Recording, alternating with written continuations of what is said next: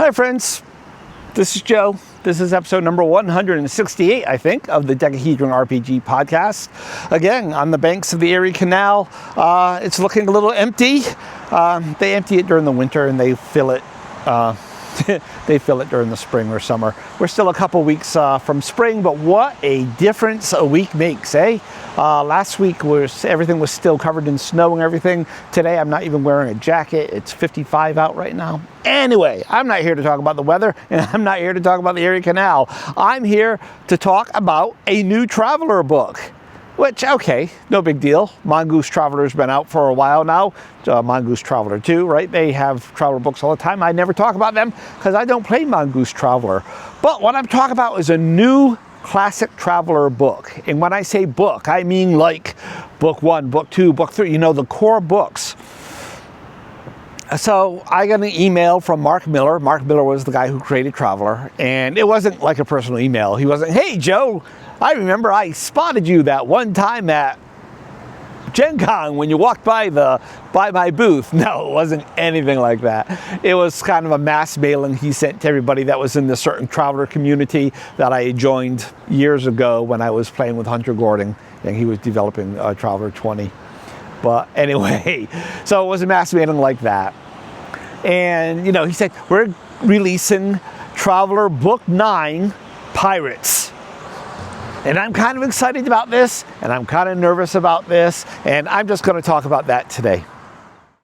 First of all, let's talk about Traveler and its books and stuff. So, Classic Traveler came out in 1977, and then in 1980, I think, it came out with the second edition, which was, just reprints. And just like the original D&D box set, Classic Traveler had 3 books. The first one talked about how to make characters, and the second one talked, how to make characters and how to do combat, I think, going by memory here.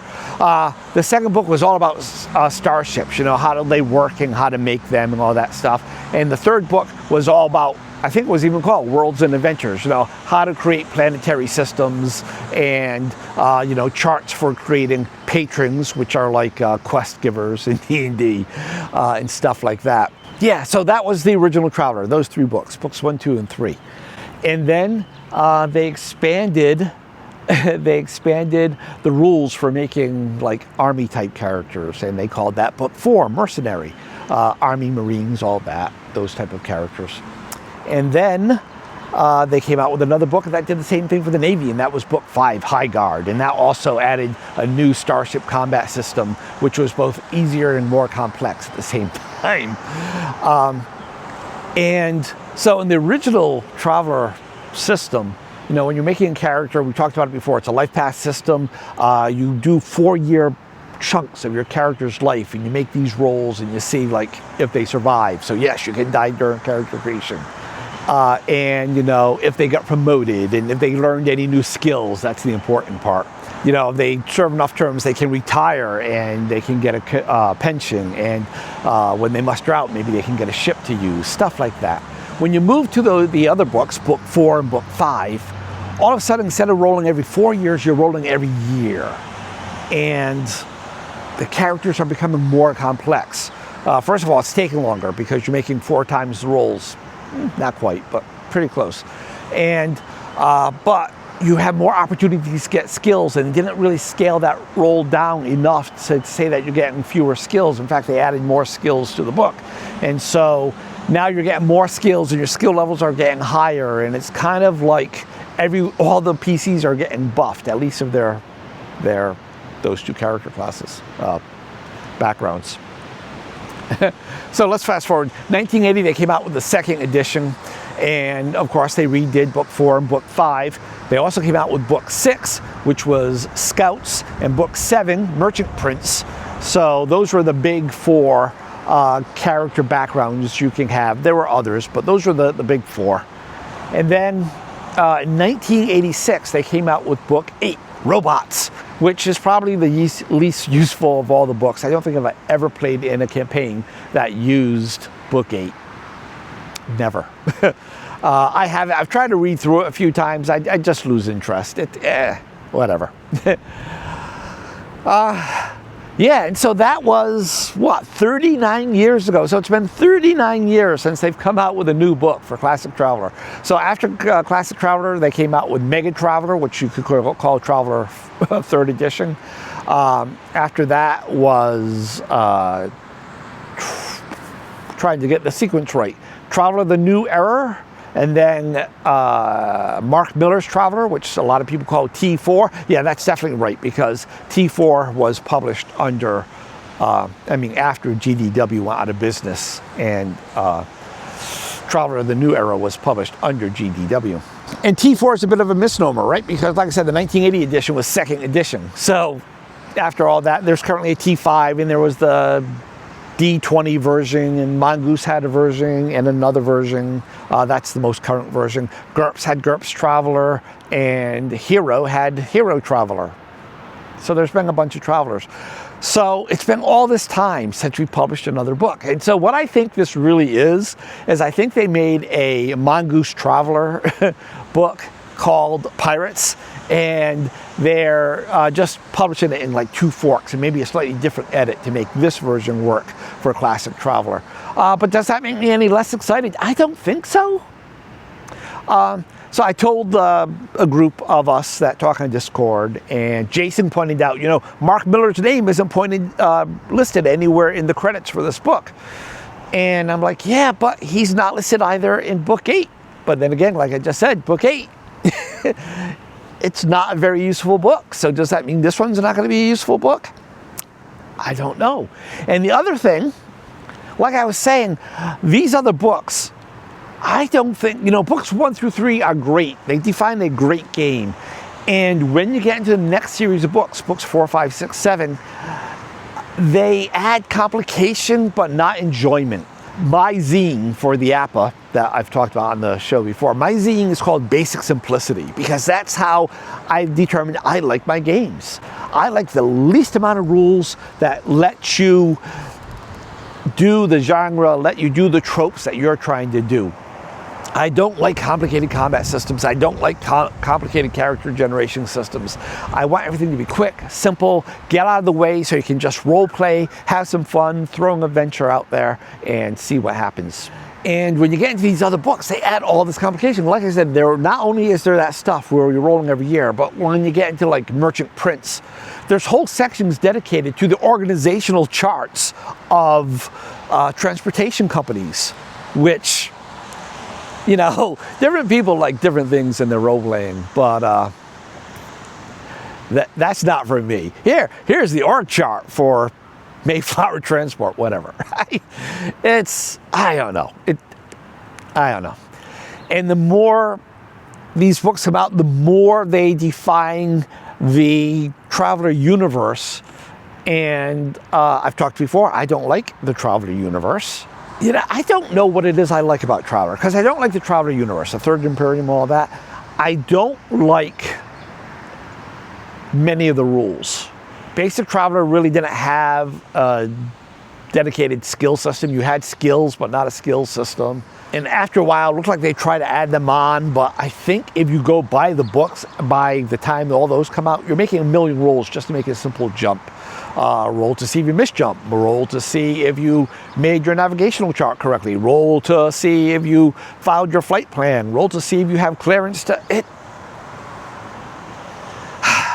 It's becoming role playing, like with dice, rather than role playing, playing the role. So I don't like that. I'm not really a huge fan of the combat system. Yeah, the hand-to-hand combat system.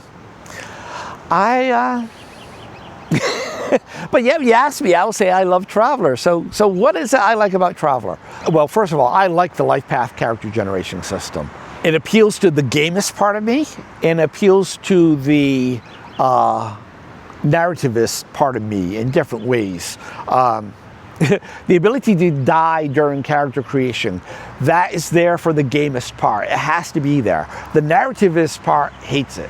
Right? I get it. And it is frustrating to watch somebody rolling up a character and they're trying to get, say, piloting skill. So they keep going another term and then they die without ever getting that skill. But that skill was kind of necessary for the campaign. And at which point I should just say, you're going to automatically start with Piloting 1.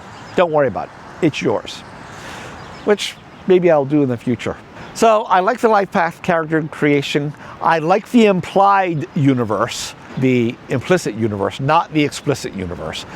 When you read the books, it gives you the idea that there is this thing called an Imperium that has titles of nobility, and it is in a state of expansion or contraction, but either way, it's in the state of conflict with neighboring states. And that's great. I like that. Stop right there.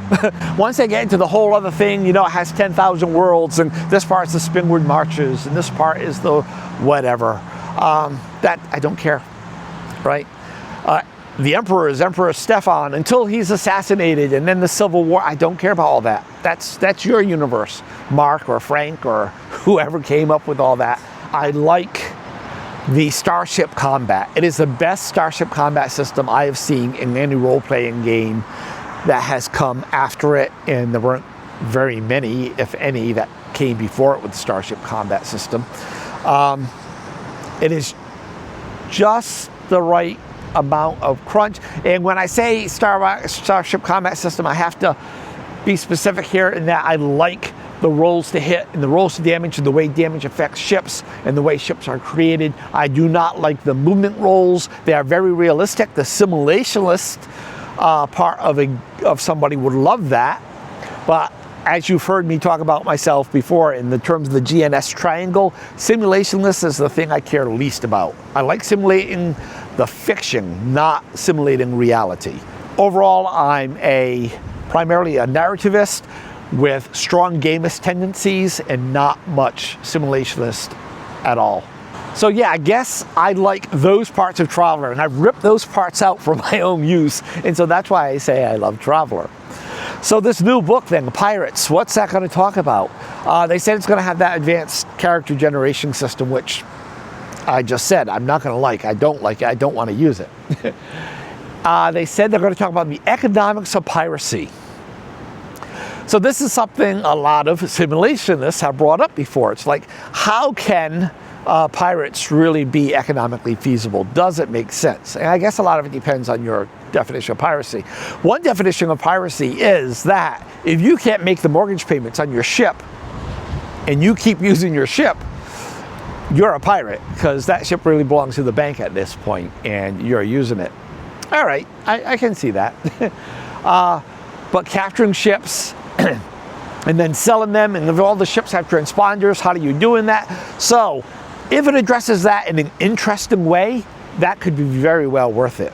If, on the other hand, it does the GURPS Traveller thing and it just sucks all the fun out of it in the name of hyper reality, I'm not going to like that. That's a lot of words to say, hey, there's a new Traveller book for the first time in 39 years, and I'm going to get it. There's no doubt in my mind that I'm going to get this book. I have a birthday coming up maybe, and my wife was asking me what I want for my birthday. Maybe I'll just say this. What do you think? You're going to pick up the book? You're going to pick up Traveller Pirates? Or maybe you're going to pick it up for Mongoose too. Hey, Carl. Carl is the host of the GMologist podcast, by the way. The GMologist Presents. He is a Mongoose 2 player. How close is Mongoose 2 to Classic Traveller? Like I said, I haven't really looked at Mongoose 2. Yeah, I'd be interested to know. Anyway, it's getting windy. The camera's shaking a little bit, so I'm going to call this one a day. But yeah, what do you think? What do you think the first new Traveller book in 36 years, 39 years? I'm excited and I'm nervous at the same time. When I get it, there will probably be a review. I probably won't make it a mega monthly review because I'm not going to ask everyone to go out and buy it to review it. Although maybe somebody else does. I'll have them on and we'll have a little mini monthly review. So that's it. New Traveller book. I'm excited and I'm nervous at the same time. Yeah, thanks for watching and you're listening. And until next time, happy gaming, happy life. Bye.